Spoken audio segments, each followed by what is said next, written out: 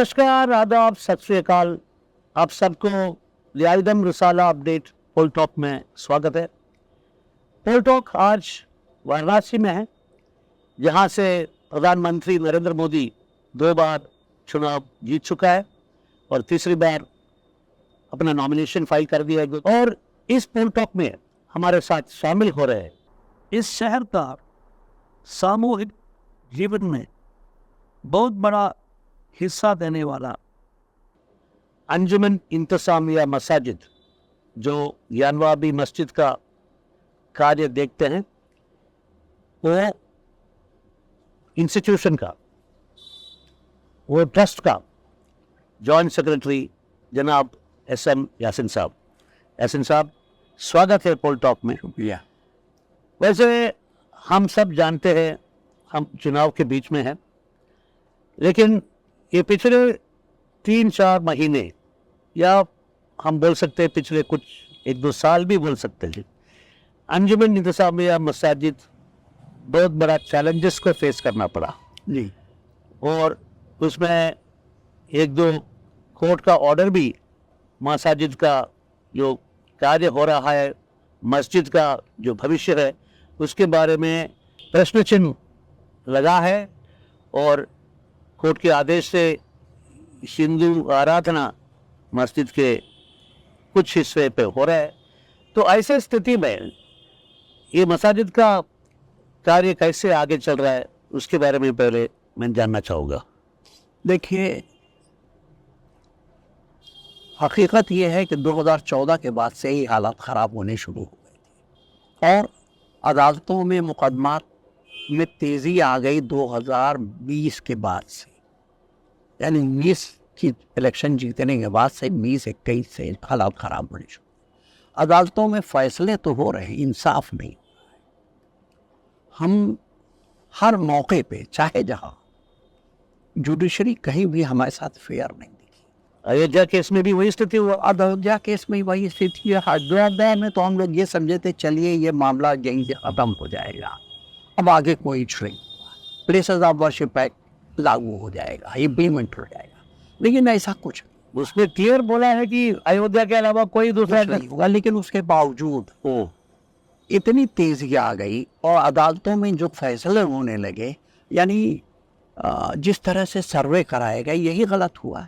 ये भी उन प्लेस ऑफ वर्शिप एक्ट के खिलाफ था। हम सुप्रीम कोर्ट से भी उम्मीद लगाए थे, लेकिन वहाँ से भी हमें मायूसी हाथ लगी।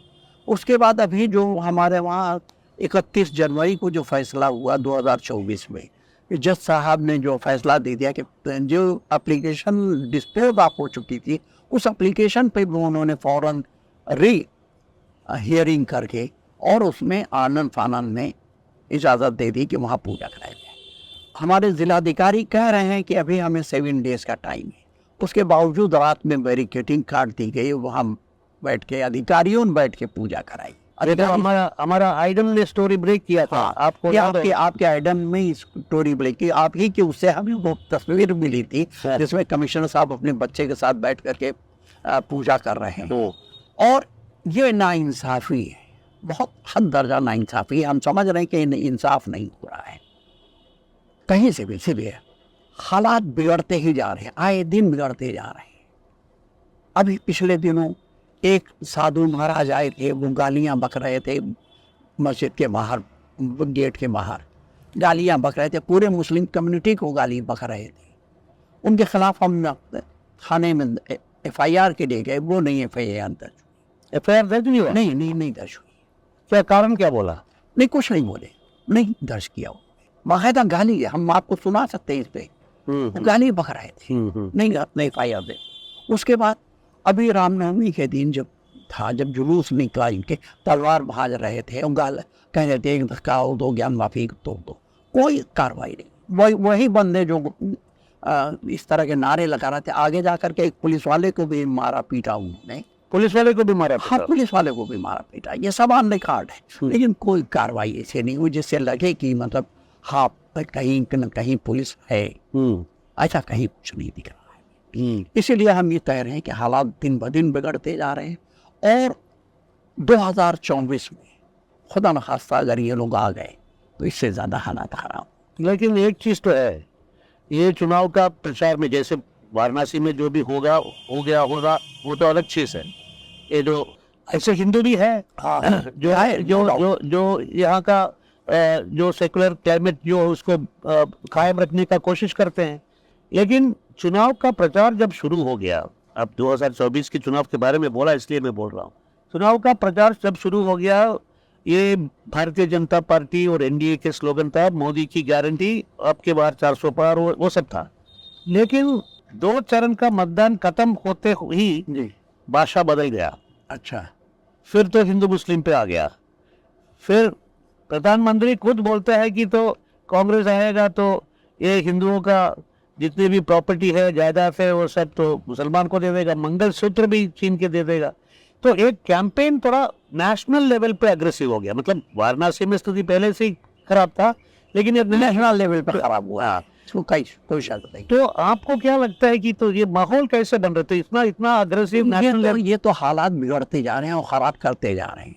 हाँ, इसमें हमारे जो खासतौर से बीजेपी के लोग, करता धरता लोग हैं ऊपर के लिए, वो लोग खराब करते जा रहे हैं। हिंदू मुस्लिम को इस हद तक डिवाइड कर दे रहे हैं, ये कभी एक ना हो पाए। मतलब ये ऐसी स्थिति उत्पन्न कर दे रहे हैं, पैदा कर दे रहे हैं कि जहाँ से वापसी नामुमकिन है। पहले हम मतलब ये शहर हमारा इतना अच्छा शहर है, यहाँ ऐसे ऐसे अच्छे हिंदू पड़े हुए हैं कि जो इन सब चीज़ों को बहुत ख़राब निगाह से देख रहे हैं। वो कह रहे हैं ये सब ठीक है, ऐसा नहीं कि मुसलमान कह रहा, हिंदू भी कह रहे हैं जो मतलब अपने आप को खुली जहन के मानते हैं। वो कहते हैं इन हालात बहुत ख़राब होते जा रहे हैं और ये कहाँ तक जाएगा नहीं मालूम। हमें बहुत से ऐसे लोग मिले, हमारे हिंदू भाई मिले, जो कह रहे हैं भाई हमारे बच्चों का भविष्य खराब हो रहा है, आगे चल के क्या होगा। सही बात है। ये वक्ती तौर पर है, वक्ती तौर पर लोग तो कुर्सी पा जाएंगे, लेकिन ये जो आपस में कटुता आ जाएगी, आपस में वैचारिक मतभेद उत्पन्न हो जाएगा, इसके तो हालात बहुत खराब और मुल्क बिल्कुल एक ऐसे गर्त में चला जा रहा है जहाँ से निकलना बड़ा मुश्किल है, निकल नहीं पाएगा।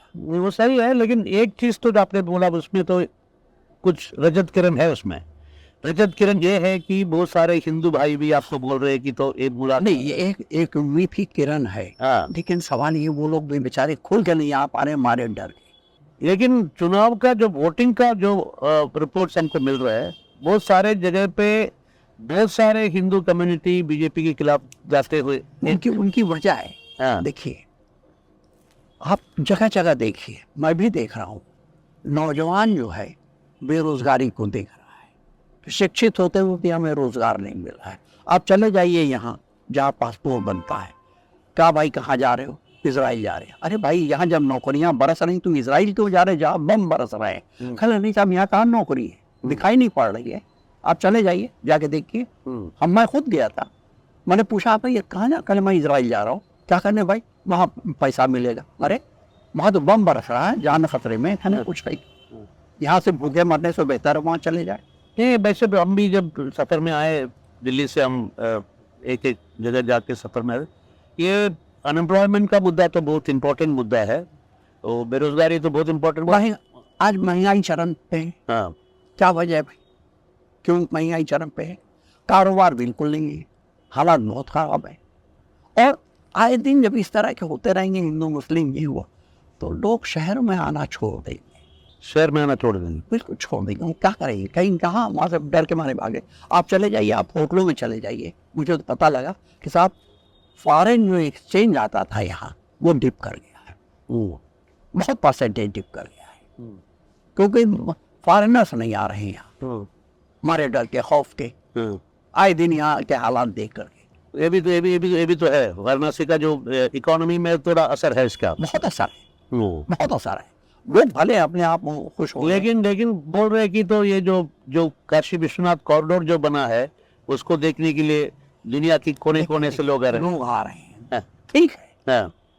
लेकिन खाली इन्हीं लोगों से तो नहीं मिले चलेगा। मुल्क तो चलेगा चौतरफा विकास से, चौतरफा तो नहीं हो रहा है।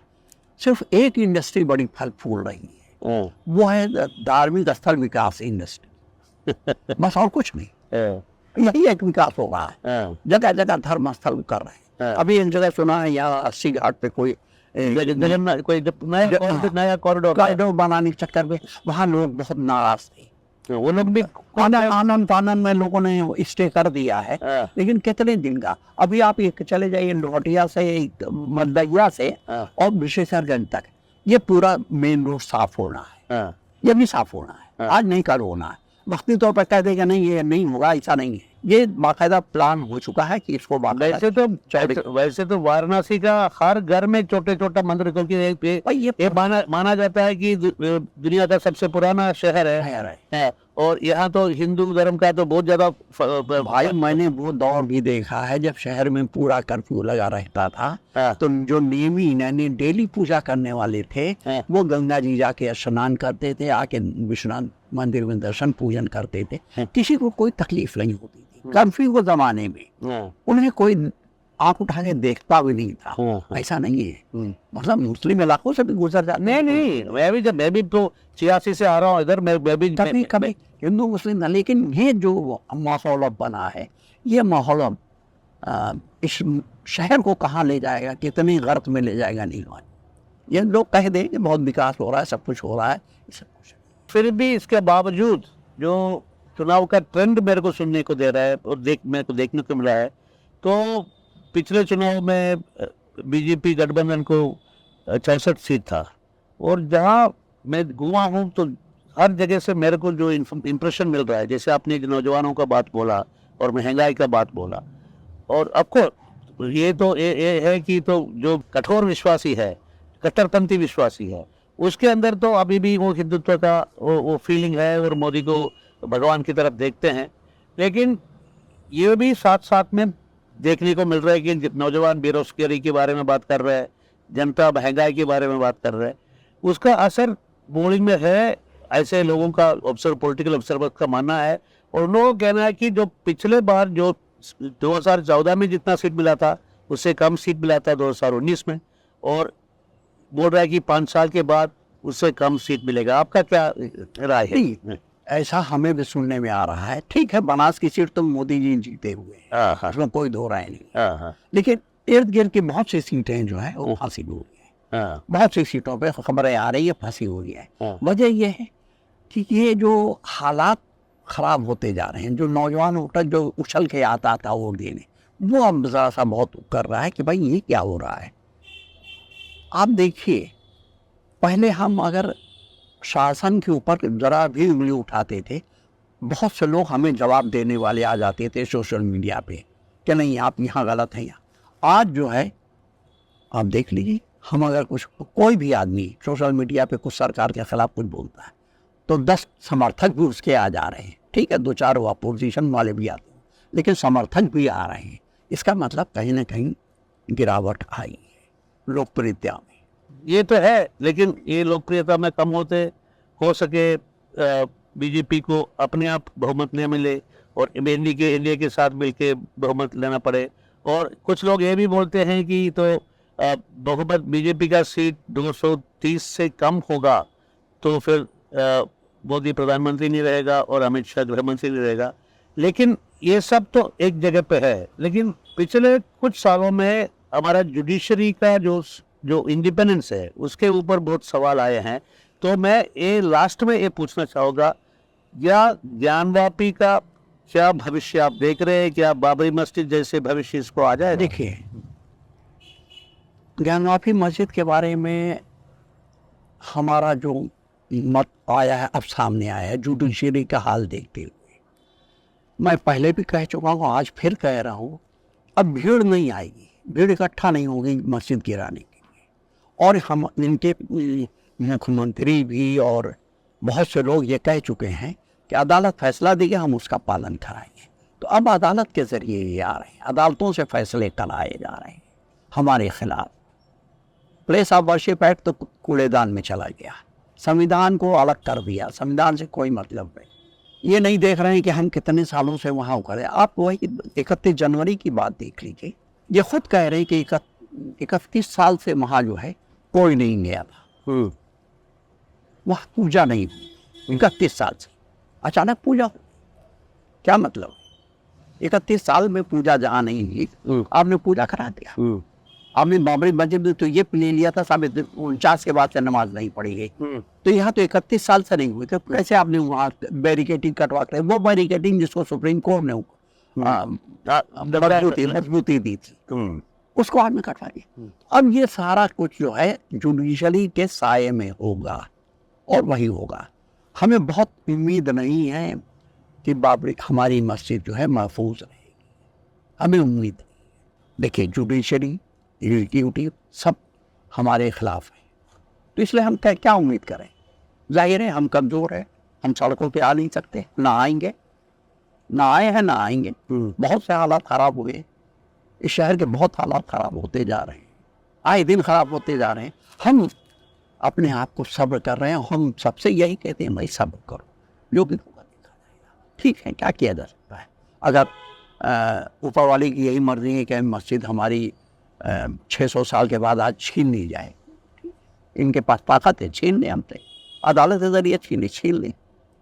हम कह रहे हैं तुम्हारे पास ताकत है, छीन लो, छीन ही रहे हमसे। पहले हमारा वज़ूखाना बंद किया जो कि सरियन फव्वारा था, हो सकता है आपने भी कभी देखा हो फव्वारा चलते हुए, जब 86 में आए थे आप मस्जिद के अंदर भी गए थे, आपने देखा होगा फव्वारा चलते हुए। आज उसको ये कह रही क्या मतलब भाई। उसके बाद वहाँ मस्जिद के अंदर जो जिसमें सरियन वो बिल्कुल क्लियर था, कुछ नहीं था, मूर्ति ले जाकर रख दी गई, पूजा कर रहे हैं। और नहीं तो कुछ अधिकारी बैठ गए उसमें पूजा करने, और कोई पूछने वाला नहीं। यहाँ से ले गए दिल्ली तक, न जुडिशरी, न पार्लियामेंट, न प्रधानमंत्री, न गृह मंत्री, न हमारे मुख्यमंत्री, कोई भी नहीं। और जो चाहते हैं बोल रहे हैं। विपक्ष से क्या, विपक्ष आपका मुद्दा पहले जैसे तो उतना जोर से नहीं उठाने वाला लोग तो नहीं विपक्ष में भी नहीं है, क्योंकि उनको भी भाई वोट चाहिए। वो अगर हमारे मुद्दे को उठाएंगे तो वो फौरन ये कह देते हैं तुष्टीकरण कर रहा है। तुष्टीकरण के क्या माने भाई। अगर कोई अगर हमारे साथ खड़ा हो रहा है तो तुष्टीकरण तो नहीं है। फिर भी मुसलमान एक जो आम मुसलमान जो है, जो मार्जिनलाइज्ड है, उसको जिसको जो बहुत तरीके से सप्रेशन तो शामिल करना पड़ता है, तो उनके लिए पॉलिटिकल ऑप्शन क्या है फिर? नहीं देखिए, पॉलिटिकल ऑप्शन तो ये है कि भाई हमें वोट का अधिकार अगर मिला है तो हम वोट दें उन्हीं को, क्योंकि इस वक्त दो शक्तियां लड़ रही हैं चुनाव में। एक न्याय के लिए लड़ रही है, एक अन्याय करने के लिए लड़ रही है। तो न्याय करने वालों का हम साथ दें। न्याय करने के लिए आप साथ देंगे, इसका मतलब साथ है। जो न्याय करने वाले हैं, अन्याय करने वालों को तो हम साथ नहीं देने का। ठीक है। इलेक्शन में एक चीज़ और भी देखता है कि बहुजन समाज पार्टी एक ज़माने में दलित मुस्लिम यूनिटी की बात कर रहा था, और उस रास्ते में कंशराम ने उस पार्टी को बहुत ज़्यादा लेके गया था, बहुजन समाज पार्टी को। वो पार्टी अभी जगह जगह पे ये जो बाइपोलर फाइट जो हुआ है एनडीए और इंडिया अलायंस के बीच में, उसमें ये इंडिया अलायंस को कमज़ोर करने के लिए बहुत सारे जगह तो मुसलमान को इस्तेमाल करते हुए देखते हैं। मुझे भी ये लग रहा है कि उन्होंने ऐसे कैंडिडेट खड़े किए हैं जो मुस्लिम वोट खराब कर दें और इंडिया अलायंस हार जाए। बहुत सी जगहों पे ऐसा होता है, देख रहे हैं हम। क्या मान, लेकिन उसके बावजूद मुझे उम्मीद है कि मुसलमान इससे वर्गलाएगा नहीं। मुसलमान सही फैसला करेगा, और सही फैसला कर भी रहा है। अभी तक देखा जा रहा है, अभी तक जो सुनने में आ रहा है कि वो सही फैसला कर रहा है और सही दिशा में जा रहा है। तो कामयाब करते हुए भी सही दिशा में जा रहा है। कामयाब नहीं हो रहा है। नहीं, अभी तक तो हमें नहीं। ये भी सुनने को आ रहा है कि ये जो भारतीय जनता पार्टी और खास करके नरेंद्र मोदी और अमित शाह का जो सिस्टम है वो भी सही कायम नहीं हो रहा है, उसका भी इफेक्ट कम है। तो इसलिए ये इंडिया गठबंधन का उम्मीद बढ़ते जा रहा है। अभी तक लग रहा है इसे कि इंडिया गठबंधन आगे जा रही है, अभी तक यही लग रहा है, और मुसलमान सही दिशा में जा रहा है। चलो शांत रहते हुए सब्र करते हुए सही दिशा में जा रहा है, सही फैसले। ये सही है। ये तो हम भी बहुत जगह पे, संभल जैसी जगह पे वहाँ से पुलिस वाले आके तो मुसलमान को मार के भगा दिया था, फिर भी वो लोग वो मार खाने के बाद दोबारा वापस आके वोट किया। ये सब हमने देखा है, ये सब सिस्टम है। ये सिचुएशन, ओवरऑल पॉलिटिकल सिचुएशन में कोई उम्मीद की किरणों है। फिर भी यासीन साहब को ये शक है कि ज्ञानवापी मस्जिद का बहुत पुराना मस्जिद था, ज्ञानवापी मस्जिद का क्या होगा, उसका भविष्य क्या होगा, उसका कोई नुकसान हो सकता है, ये शंका यासीन साहब के मन में है। तो चुनाव का नतीजा कुछ भी हो, चुनाव के नतीजा कुछ भी हो, यासीन साहब को ये शंका दूरी करने में इंडियन सोसाइटी का, इंडिया का सारा कम्युनिटीज़ का रिस्पॉन्सिबिलिटी है। और रिस्पॉन्सिबिलिटी आगे करके ये पोलटॉक का ये एडिशन यहाँ समाप्त करता हूँ। लेकिन यासीन साहब, आपको बार बार मिलेंगे और आपका बात लोग दुनिया तक पहुँचाने के लिए हमारे तरफ से जितना भी छोटा काम हो सकता है हम करेंगे। बहुत बहुत शुक्रिया।